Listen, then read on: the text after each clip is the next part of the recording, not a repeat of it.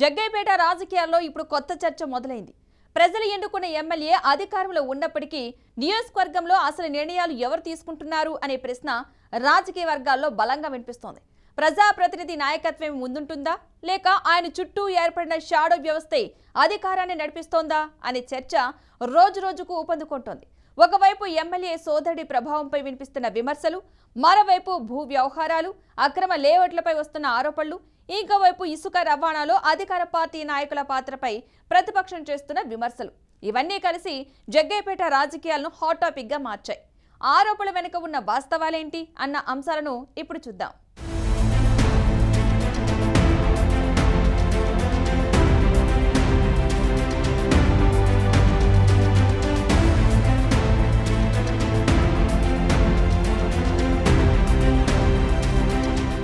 జగ్గయ్యపేట నియోజకవర్గంలో ప్రస్తుతం రాజకీయ చర్చ మొత్తం అధికార నిర్వహణ చుట్టూనే తిరుగుతుంది. ప్రజలు ఎన్నుకున్న ఎమ్మెల్యే శ్రీరామ్ రాజగోపాల్ తాతయ్య అధికారంలో ఉన్నప్పటికీ నియోజకవర్గంలోని కీలక వ్యవహారాల్లో ఆయన సోదరుడు శ్రీరామ్ ధనుంజయ్ అలియాస్ చిన్నబాబు ప్రభావమే ఎక్కువగా కనిపిస్తుందని ప్రత్యర్థులు ఆరోపిస్తున్నారు. అధికారుల్ని కలవడం నుంచి పార్టీ వ్యవహారాలు, స్థానిక నిర్ణయాల వరకు సోదరుడే కీలకంగా వ్యవహరిస్తున్నారు అనే విమర్శలు వినిపిస్తున్నాయి. దీంతో ప్రజాప్రతినిధి అధికారానికి బదులుగా కుటుంబ ఆధిపత్యం నడుస్తుందా అనే ప్రశ్న రాజకీయంగా వినిపిస్తుంది.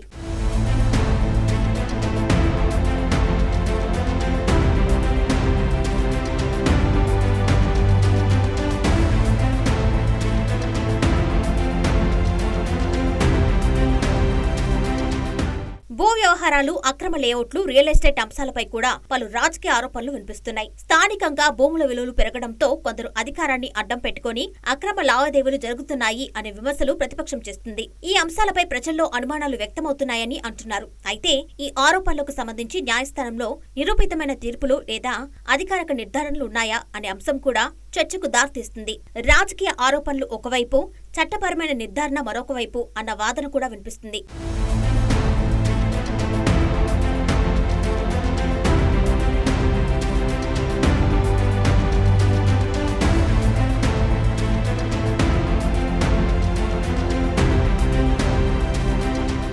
పెనుగంచిప్రోలు, జగ్గయ్యపేట, వత్సవాయి మండలాల్లో ఇసుక రవాణాపై కూడా ఆరోపణలు రాజకీయ చర్చకు దారితీశాయి. స్థానికంగా కొందరు అధికార పార్టీ నాయకులే ఇసుక వ్యాపారాన్ని నియంత్రిస్తున్నారు అనే విమర్శలు ప్రతిపక్షం చేస్తుంది. పెనుగంచిప్రోలు, జగ్గయ్యపేట, పోలంపల్లి, దబ్బాకుపల్లి, కండెవీడు, ఆలూరుపాడు ప్రాంతాల్లో ఈ ఆరోపణలు ఎక్కువగా వినిపిస్తున్నాయని స్థానిక రాజకీయ వర్గాలు చెబుతున్నాయి. అయితే ఇసుక అంశం మాత్రం స్థానిక రాజకీయాల్లో ప్రధాన చర్చగా కొనసాగుతుంది.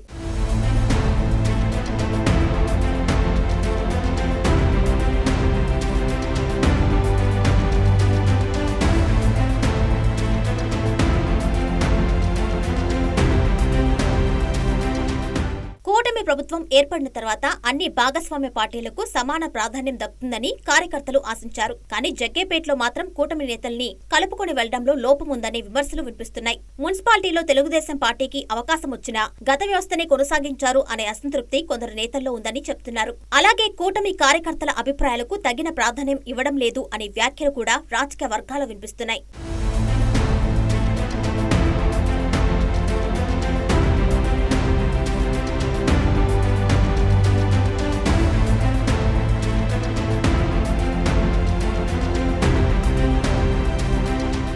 జగ్గయ్యపేట రాజకీయాల్లో మరో చర్చ KDCC bank chairman Nettem Raghuram వర్గానికి సంబంధించింది. ఆయన అనుచరుల్ని పార్టీ ప్రధాన స్రవంతిలో కలుపుకోవడంలో ఎమ్మెల్యే విఫలమయ్యారు అనే విమర్శలు వినిపిస్తున్నాయి. అంతర్గత విభేదాలు పార్టీ బలాన్ని ప్రభావితం చేస్తున్నాయి అనే అభిప్రాయాలు కూడా వ్యక్తమవుతున్నాయి. ఒకవైపు కుటుంబ ఆధిపత్యం ఆరోపణలు, మరోవైపు కూటమి నేతల అసంతృప్తి, ఇంకోవైపు స్థానిక రాజకీయ సమీకరణాలు, ఇవన్నీ కలిసి జగ్గయ్యపేట రాజకీయాలను ఆసక్తికరంగా మార్చాయి. ఈ ఆరోపణలకు ఎమ్మెల్యే లేదా సంబంధిత నాయకుల స్పందన కూడా ప్రజల ముందుకు రావాల్సిన అవసరం ఉందని రాజకీయ విశ్లేషకులు అభిప్రాయపడుతున్నారు.